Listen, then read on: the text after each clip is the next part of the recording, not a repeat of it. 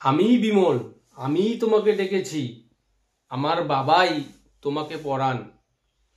তুমি এটা করেছো। তো এই যে কথাগুলো আমরা বলে থাকি, অর্থাৎ কর্তার উপরে জোর দিয়ে, আমি বিমল, আমি তোমাকে ডেকেছিলাম, আমার বাবাই তোমাকে পড়ান। তো এই কথাগুলিকে ইংরেজিতে কিভাবে বলতে হয়, আজকের এই ক্লাসে আমি তোমাদেরকে সেটাই শেখাতে চলেছি। তো ক্লাস শুরু করার আগে সবাইকে আবারও আমার এই চ্যানেলে স্বাগত। তো তোমরা যারা আজকে আমার এই ক্লাসে নতুন, তাদের উদ্দেশ্যে বলবো তোমরা অবশ্যই চ্যানেলটিকে সাবস্ক্রাইব করে রাখবে, যাতে পরবর্তীতে এইরকম আরো অনেক ক্লাস তোমাদের মধ্যে পৌঁছে দিতে পারি। আর প্রত্যেকটি ক্লাস তোমরা চেষ্টা করবে মনোযোগ সহকারে প্রথম থেকে শেষ পর্যন্ত দেখার।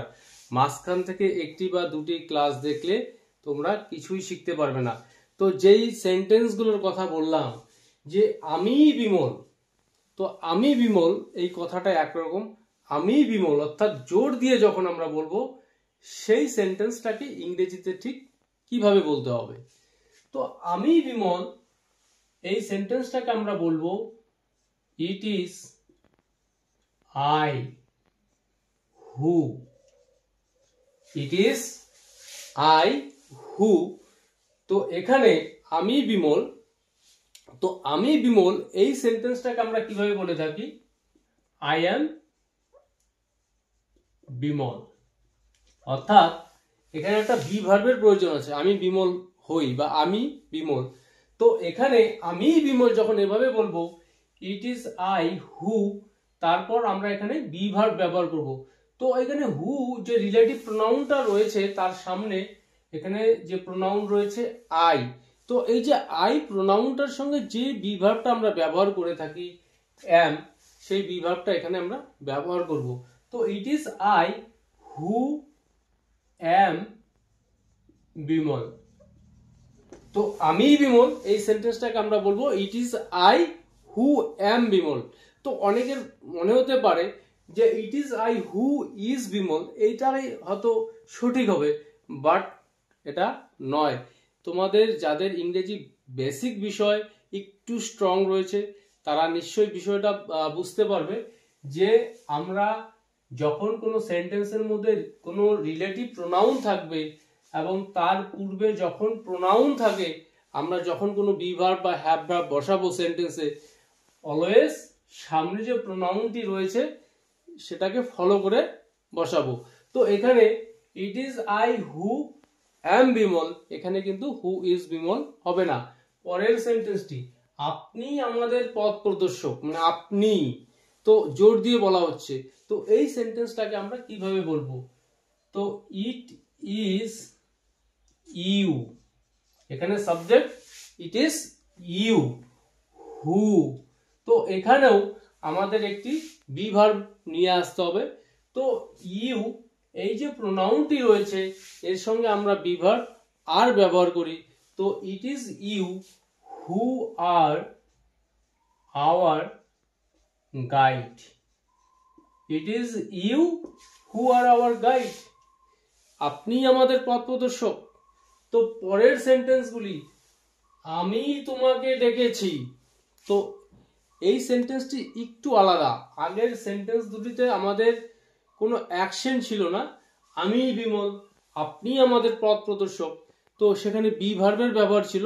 বাট এই যে সেন্টেন্সটি, আমি তোমাকে ডেকেছি, এখানে একটি ক্রিয়া রয়েছে ডেকেছি, অর্থাৎ এই যে সেন্টেন্সটি প্রেজেন্ট পারফেক্ট টেন্সে রয়েছে।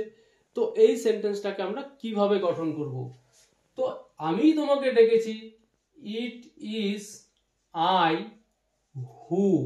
তো এই যে সেন্টেন্সটি প্রেজেন্ট পারফেক্ট টেন্সে রয়েছে, তো প্রেজেন্ট পারফেক্ট টেন্সের সেন্টেন্স গঠন করতে গেলে কি আনতে হয় আমরা জানি, শুরুতে সাবজেক্ট, তারপর আমাদের হ্যাভ অথবা হ্যাজ নিয়ে আসতে হয়। তো এই যে সাবজেক্ট এখানে আই, তো আই এর সঙ্গে আমরা ব্যবহার করি হ্যাভ। তো it is I who have, তারপর আমরা নিয়ে আসবো ভার্বের থার্ড ফর্ম প্রেজেন্ট পারফেক্ট টেন্সের নিয়ম অনুসারে। So it is I who have called you, আমি তোমাকে ডেকেছি, it is I who have called you. অর্থাৎ প্রথমে আমরা নিয়ে আসবো ইট ইজ আই বা ইউ, প্রয়োজন অনুসারে সাবজেক্ট, তারপর এখানে রিলেটিভ প্রোনাউন হু, তারপর এখানে বি ভার্ব, হ্যাভ ভার্ব যা আসবে সেটা সম্পূর্ণ নির্ভর করবে সেই টেন্সের উপর, অর্থাৎ সেন্টেন্সটি যেই টেন্সের মধ্যে রয়েছে, এবং তারপর আদার ওয়ার্ডস গুলো নিয়ে আসতে হবে। তো বাকি সেন্টেন্স গুলো সিরিয়ালি দেখলে পরে তোমাদের পুরো বিষয়টি ক্লিয়ার হয়ে যাবে। তো আমার বাবাই তোমাকে পড়ান, মানে আমার বাবাই পড়ান, জোর দিয়ে বলেছি। তো এই যে কথাটি সিম্পল প্রেজেন্ট টেন্সের মধ্যে রয়েছে, আমার বাবাই পড়ান, তো এখানে it is my father, it is my father who, এখানে তারপর আমরা কি নিয়ে আসবো, এখানে কোনো বিভার্ব, কোনো হ্যাভ ভার্ব আসবে, কিচ্ছু আসবে না, কারণ সেন্টেন্সটি রয়েছে সিম্পল প্রেজেন্ট টেন্সে। তো সিম্পল প্রেজেন্ট টেন্সের গঠন অনুসারে সাবজেক্ট জানি আমরা, তারপর ভার্বের মেইন ফর্ম নিয়ে আসতে হয়, subject third person singular number থাকলে ভার্বের সঙ্গে এস বা ইএস অ্যাড করতে হয়। তো এখানে subject third person singular number my father, তো it is my father who teaches you, it is my father who teaches you, অর্থাৎ আমাদের টেন্সের যে নিয়ম সেটাকে মেইনটেইন করতে হবে। হু এর পর তোমার ভাই আমাকে বিরক্ত করছে, তোমার ভাইই করছে, তো এই কথাটি প্রেজেন্ট কন্টিনিউয়াস টেন্সের মধ্যে রয়েছে। এখানে সাবজেক্ট তোমার ভাই, তো it is your brother, it is your brother who, তো প্রেজেন্ট কন্টিনিউয়াস টেন্সের গঠন অনুসারে সাবজেক্টের পর এখানে বি ভার্ব নিয়ে আসতে হবে। তো তোমার ভাই আমাকে বিরক্ত করছে, তো it is your brother who, তোমার ভাই থার্ড পারসন সিঙ্গুলার নাম্বার, তো বি ভার্ব আমরা ব্যবহার করবো এখানে is, it is your brother who is, কি করছে, আমাকে বিরক্ত করছে, who is disturbing me, who is disturbing me, তোমার ভাই আমাকে বিরক্ত করছে। তো পরের সেন্টেন্স, আমার মাই রান্না করেছিল, আমার মাই করেছিল, তো এই কথাটি সিম্পল পাস্ট টেন্সে রয়েছে। তো সিম্পল পাস্ট টেন্সের গঠন অনুসারে সেন্টেন্সটি গঠন করতে হবে। তো একই রকম ভাবে শুরুতে ইট ইজ, এখানে সাবজেক্ট আমার মা, ইট is my mother, it is my mother হু, তো সিম্পল পাস্ট টেন্সের গঠন অনুসারে আমরা যখন সেন্টেন্স গঠন করি, তো সাবজেক্ট তারপর কোনো বি ভার্বের প্রয়োজন হয় না, হ্যাভ ভার্বের কোনো হেল্পিং ভার্ব থাকে না, এখানে সরাসরি ভার্বের সেকেন্ড ফর্ম নিয়ে আসতে হয়। তো it is my brother, sorry it is my mother, কি করেছিলেন, আমার মাই রান্না করেছিল, তো it is my mother who cooked,